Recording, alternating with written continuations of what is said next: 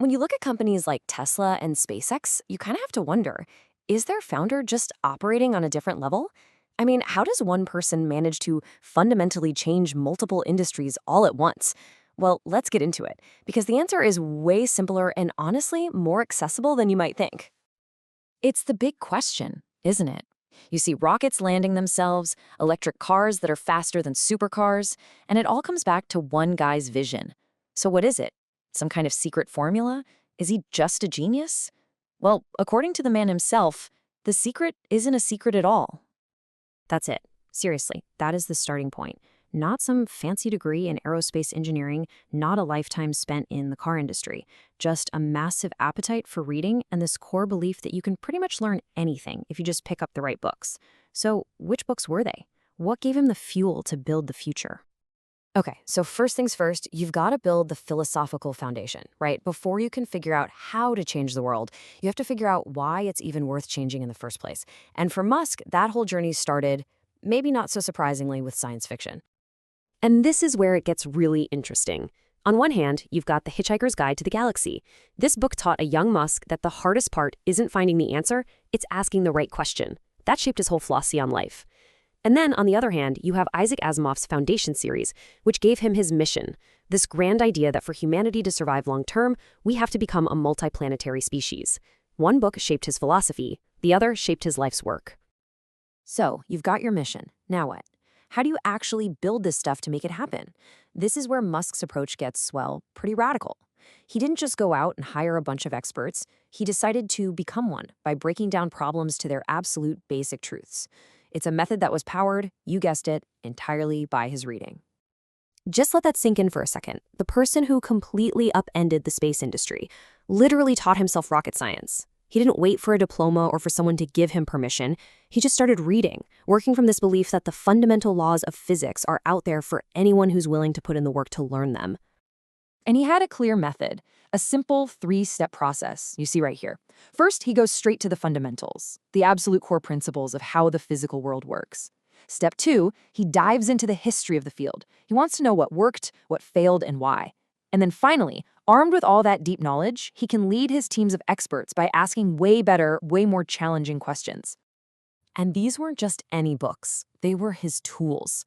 A book like Structures taught him the essential physics of materials, why things hold together and why they break.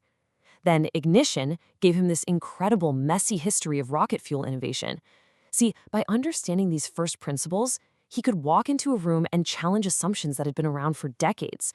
He could ask, why do rockets have to cost so much? And actually understand the physics behind the answers? That's exactly how SpaceX started to slash costs like nobody thought was possible. But look, technical knowledge is only half the battle. You can be the smartest person in the room, but you also need the sheer audacity and toughness to even try in the first place. And that's where the next group of books comes in. Musk didn't find his models for ambition in textbooks. He found them in the lives of some of history's greatest thinkers. He's called Benjamin Franklin one of his heroes. And why? Because Franklin was a polymath. He was an inventor, an entrepreneur, a writer, a statesman. He was living proof that you don't have to pick one lane and stay in it. And then you've got Albert Einstein. His biography taught Musk the incredible value of being a contrarian, of having the courage to chase ideas that everyone else tells you are crazy. For him, these weren't just stories. They were blueprints for how to live a life of impact. And that brings us to today, because Musk's reading list isn't just about the past or some distant sci-fi future. The books he's reading right now are actively shaping his business strategies and his very, very serious concerns about the future he's helping to build.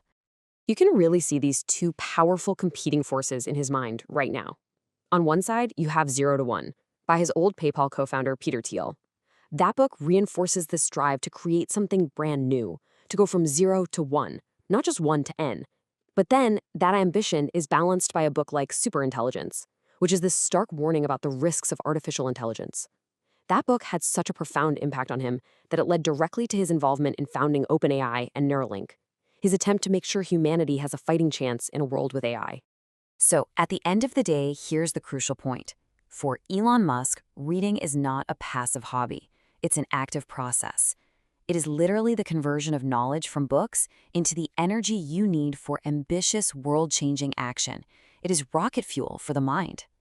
So when you look at his bookshelf, what you're really seeing is a map of his mind. Science fiction gave him the destination, a future among the stars. The biographies gave him the role models and the courage for that journey. And the engineering manuals, they gave him the actual vehicle to get there. It all comes back to this one powerful belief. Knowledge is just potential energy, waiting for you to turn it into action. And that, really, is the ultimate takeaway here. It's a challenge to all of us. If one person can absorb knowledge from the pages of a book to build reusable rockets and literally change the trajectory of human history, it kind of forces us to ask ourselves a pretty big question. What knowledge is just sitting out there on a shelf, waiting for you to pick it up and turn it into your own rocket fuel? What future could you decide to build?